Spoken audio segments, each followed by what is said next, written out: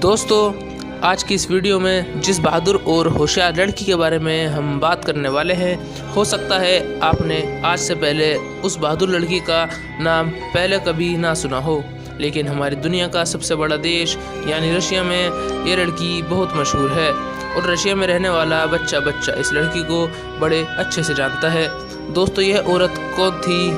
कहाँ से थी और इसकी बहादुरी के किस्से इतने ज़्यादा मशहूर क्यों हुए, ये सारी बातें जानने से पहले हमारे लिए यह जान लेना ज़रूरी है कि यह कहानी उस दौर की है कि जब रशिया और सल्तनत उस्मानिया के बीच बहुत ज़बरदस्त जंग चल रही थी। 1877 में रूस की फ़ौज ने सल्तनत उस्मानिया के अर्जुरुम किले पर कब्ज़ा कर लिया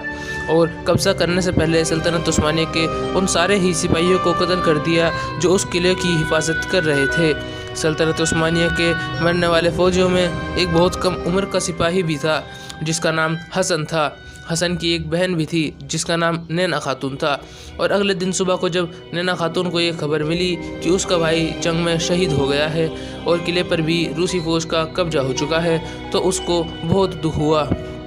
और उसने अपने छोटे भाई यानी हसन की लाश को बोसा दिया यानी चूमा और कसम भी खाई कि या तो वो रूस की फ़ौज से अपने भाई की शहादत का बदला लेगी या फिर वो भी अपने भाई की तरह लड़ते लड़ते शहीद हो जाएगी। बस ये कसम खाने के बाद नैना खातून अपनी 3 साल की बच्ची को घर छोड़कर रूसी फ़ौज से जंग करने के इरादे से निकल पड़ी। और नैना खातून के पास उस वक्त अपने भाई शहीद हुए भाई की एक बंदूक थी और एक कुल्हाड़ी थी जिसके ज़रिए वो रूस की फ़ौज का मुकाबला कर रही थी। दोस्तों, जैसा कि मैंने आपको पहले ही बताया था कि रूसी फ़ौज ने सल्तनत उस्मानिया के अर्जुरुम शहर को फतेह करने के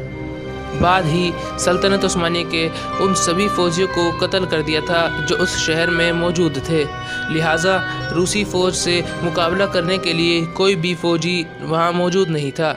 इसलिए शहर के आम लोगों ने ही रूसी फ़ौज से लड़ने का फैसला कर लिया। दोस्तों, नैना खातून के साथ जो रूस की फ़ौज के साथ लड़ रहे थे वो सभी आम शहरी थे और उनमें भी ज़्यादातर औरतें या बचे हुए बूढ़े मर्द थे। रूस की ताकतवर फ़ौज और सल्तनत उस्मानिया के आम शहरियों के बीच ये जंग बहुत लंबे समय तक चलती रही।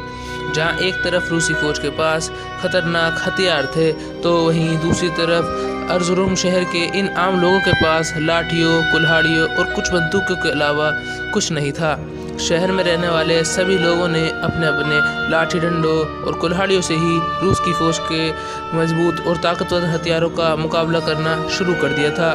और इन मुकाबला करने वालों में सबसे आगे नैना खातून थी।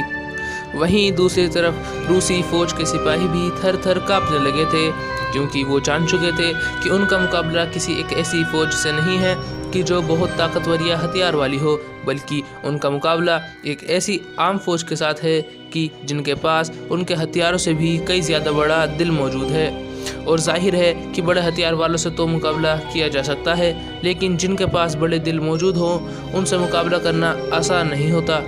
दोनों फ़ौज के बीच लंबे समय तक जंग चलती रही और हथियारों से लैस रूसी फ़ौज का मुकाबला करते करते लगभग 2000 से भी ज़्यादा आम शहरी इस जंग में शहीद हो गए थे। लेकिन रूसी फ़ौज की लाख कोशिश के बाद भी ये आम शहरी उस किले पर कब्ज़ा करने में कामयाब हो गए थे कि जिस सल्तनत उस्मानिया के किले पर कुछ समय पहले ही रूस ने कब्ज़ा किया था। जंग ख़त्म होने के बाद जब लोगों ने नैना खातून को ढूंढना शुरू किया तो नैना खातून एक कोने में खून से लथपथ बेहोश पड़ी थी। नैना खातून के हाथ में उसके शहीद भाई यानी हसन की बंदूक भी थी। नैना खातून ने बड़ी मजबूती के साथ उस बंदूक को थाम रखा था, इतनी मजबूती के साथ कि जब वो बेहोश पड़ी थी तब लोगों ने बहुत कोशिश की कि उनके हाथों से वो बंदूक छुड़ा ली जाए और सभी लोग नाकामयाब रहे और नैना खातून के हाथ से वो बंदूक उनके होश में आ जाने के बाद ही छुड़ाई जा सकी।